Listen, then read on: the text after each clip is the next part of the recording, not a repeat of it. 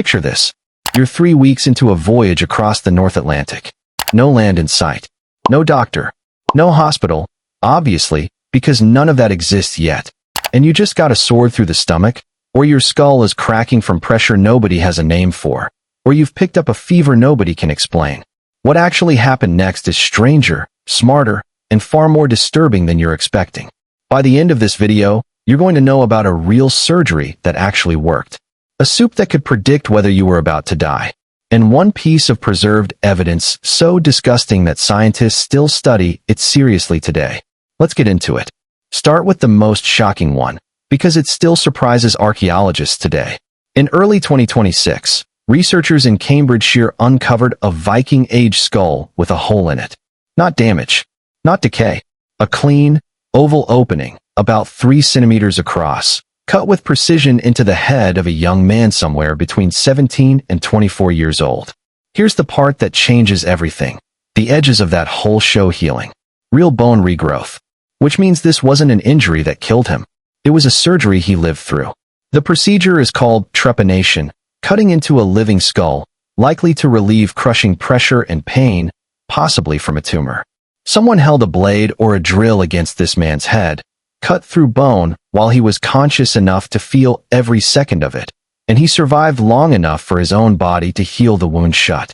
This wasn't a one-time desperate act either. Similar healed skull surgeries keep turning up across Viking-age Scandinavia, which means this was a known, repeatable procedure. Someone, somewhere, had actually gotten good at it. But surgery on the outside of the body is one thing. What could they possibly do about a wound they couldn't even see into? This next one comes straight from the Icelandic sagas, and it's built around a real, named person, a warrior called Thormod. In the story, Thormod takes a piece of iron deep into his side during battle. It's buried so far in that nobody, not even the healer treating him, can find exactly where it went in or how deep it travels. And here's the terrifying part. In an era before X-rays, before any way to look inside a living body, that missing information could be the difference between a wound you survive and one that kills you slowly over days. So the healer, a young woman, does something that sounds almost too clever for the time period. She boils a strong broth of leeks and other herbs and feeds it to Thormod. Then she waits. Then she leans in close to his wound and smells it. Here's why. If Thormod's stomach or intestines had been punctured, the broth he just swallowed would leak straight into his abdominal cavity, and the smell of leek would rise up out of the wound itself. No leek smell. There was a real chance to save him. Leek smell, and everyone in that room knew exactly what it meant. This is a documented Norse medical technique, referenced in more than one saga source, an actual triage system built entirely around a vegetable and a healer's nose, at a time when nobody understood bacteria, infection, or anatomy in any formal sense. They didn't need the science to know it worked. They just needed to watch it work often enough to trust it with somebody's life. And that raises an uncomfortable question. If healers were doing something this precise, who exactly were these people? In Denmark, at a Viking fortress called Firket, archaeologists opened a grave that changed how historians think about Norse medicine entirely. Inside was a woman, buried in a wagon, dressed richly, surrounded with objects nobody could fully explain. An iron staff, a small silver amulet shaped like a chair, and a little leather pouch. Inside that pouch, seeds of henbane. Henbane is not a gentle plant. It's a genuine, chemically potent substance.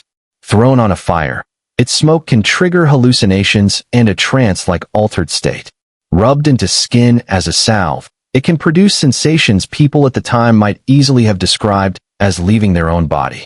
And on top of all that, it has real, documented sedative and pain-relieving properties, the exact same category of effect doctors would later chase for centuries trying to develop anesthesia. Which means this woman, likely a vulva, a Norse seeress, was almost certainly working with something that functioned simultaneously as ritual, as prophecy, and as medicine. In the Viking world, healing a body and speaking to the spirits behind an illness weren't two separate professions. They were the same job. Pain relief and prophecy came out of the exact same leather pouch. Now, you'd think people relying on plants, smoke, and a sword wound smell test were probably filthy, right? Actually, the opposite is true, and the contradiction here is almost funny. An Arab diplomat named Ibn Fadlan traveled among Norse traders in the 10th century and came away thoroughly disgusted. He described their morning ritual in detail. A servant brings a basin of water, the Norseman washes his face and hands in it, blows his nose into it, then passes the exact same water to the next man in line. Ibn Fadlan, coming from a culture obsessed with ritual cleanliness, called them, and this is a direct historical account, the filthiest creatures under Allah's sky. Now here's the twist. Centuries later, an English chronicler named John of Wallingford wrote a furious complaint about these exact same people, accusing Norse settlers of combing their hair constantly, changing their clothes often, and bathing every single Saturday, specifically in order to seduce English women away from their husbands. One observer says filthiest creatures alive. Another says dangerously well-groomed homewreckers. Both are talking about the same population. And the truth sits right in the language itself. In Old Norse, Saturday is lagerdagur, literally wash day. That word is still alive today, almost unchanged, in modern Scandinavian languages.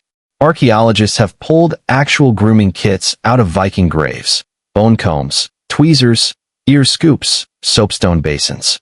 Whatever Ibn Fadlan witnessed in one specific setting, the broader picture shows a culture that took personal grooming seriously enough to build an entire weekly ritual around it.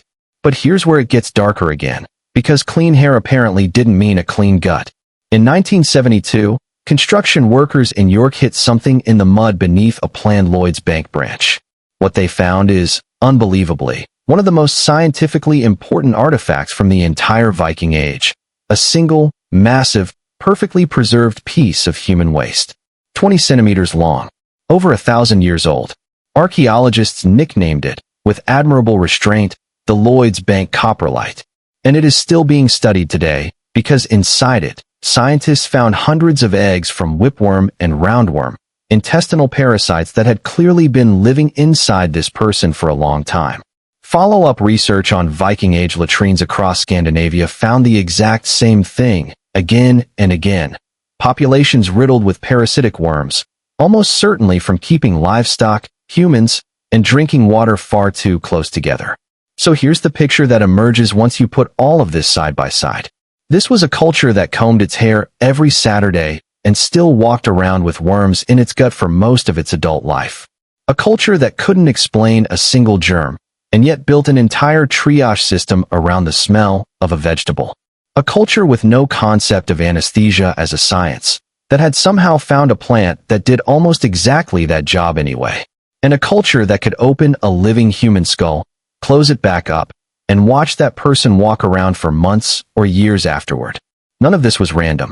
It was observation, repeated, refined, and passed down, generation after generation, by people who had absolutely no idea why any of it worked. They just knew, from watching it happen again and again, that it did.